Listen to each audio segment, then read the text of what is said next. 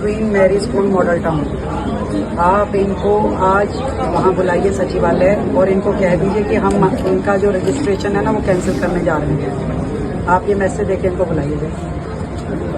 क्या हुआ बेटा? राजधानी दिल्ली में प्राइवेट स्कूलों की मनमानी पर रोक लगाती हुई अब बीजेपी सरकार नजर आ रही है।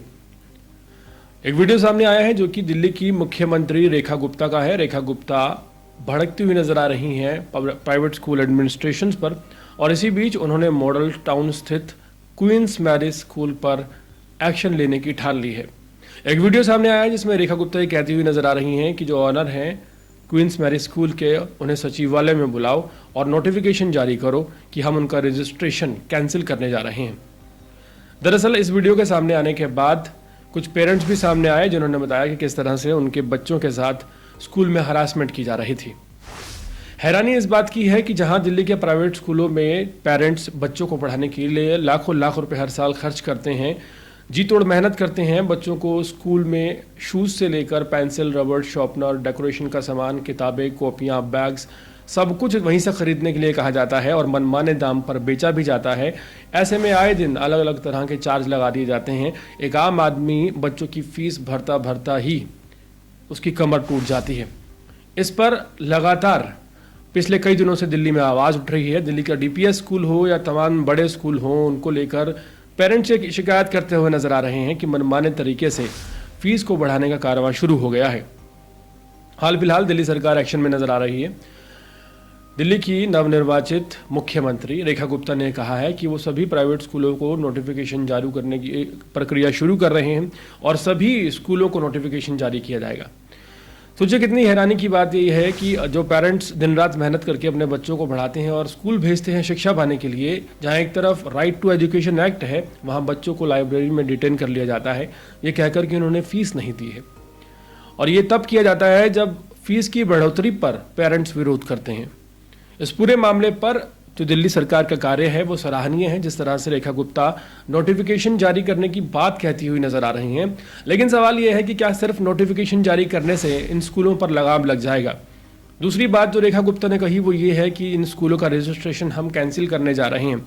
अगर मान लीजिए जो प्राइवेट स्कूल्स हैं उनमें से 10 प्राइवेट स्कूल्स का रजिस्ट्रेशन कैंसिल हो भी जाता है तो क्या स्थिति में कोई परिवर्तन आएगा?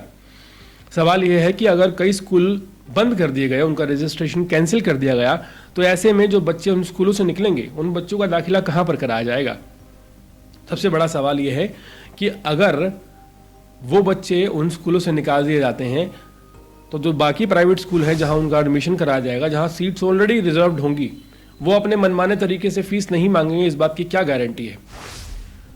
यहाँ पर जिस तरह का वादा दिल्ली की मुख्यमंत्री रेखा गुप्ता करती हुई नजर आ रही हैं, उस वादे का फायदा तब है अगर ये इम्प्लीमेंट होता है या वाकई दिल्ली के 3-4 स्कूल या 10 स्कूल बंद करने से कोई बदलाव आता है, फिर तो इस वादे का फायदा है। अदरवाइज ये सिर्फ एक हवाई बात रहकर बन जाएगी।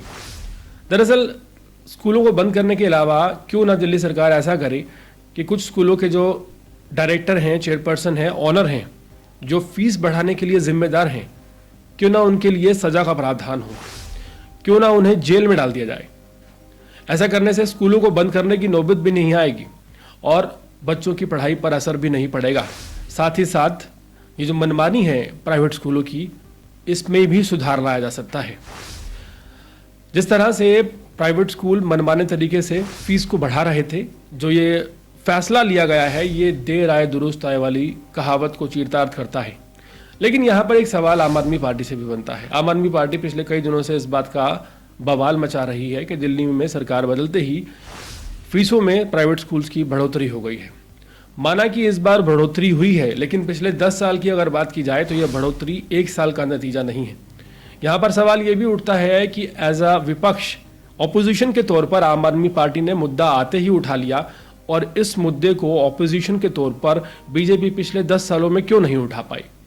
बीजेपी ने पिछले 10 सालों में एक बार भी यह आवाज़ नहीं उठाई कि दिल्ली के प्राइवेट स्कूलों की फीस कितनी ज़्यादा बढ़ गई है। और हैरत इस बात की है कि ये जो फीस बढ़ी है, आज 2 लाख रुपए सालाना है, 2.5 लाख रुपए सालाना है, 3 लाख रुपए सालाना है, 1 लाख रुपए सालाना है किसी भी प्राइवेट स्कूल की, ये 1 साल 1 महीने का नतीजा नहीं है। ये दरअसल पिछले 10 सालों की कड़ी मेहनत है, या उससे पहले की भी आप कह सकते हैं। तो पिछले 10 सालों में आम आदमी पार्टी ने इस तरह की कोई कार्रवाई क्यों नहीं की, इस तरह का कोई आश्वासन पेरेंट्स को क्यों नहीं दिया? आम आदमी पार्टी ने कितने प्राइवेट स्कूलों को नोटिफिकेशन जारी करके ये कहा कि अगर आप लोग फीस बढ़ाएंगे तो आपके जो स्कूल है उनका रजिस्ट्रेशन रद्द कर दिया जाएगा? ये भी एक बड़ा सवाल है, इस पर भी चर्चा होनी चाहिए। वहीं बीजेपी ने विपक्ष की भूमिका ढंग से नहीं निभाई, ये भी एक बड़ा मैटर है। लेकिन सवाल ये है कि अब आम आदमी पार्टी तो विपक्ष की भूमिका निभा रही है, क्या बीजेपी सरकार की भूमिका निभा पाएगी?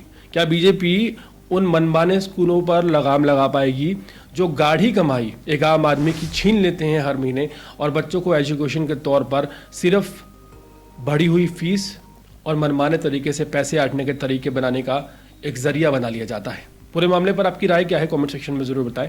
और इसी तरह के अपडेट्स रहने के लिए देखते रहिए अर्पण न्यूज़। बहुत बहुत शुक्रिया।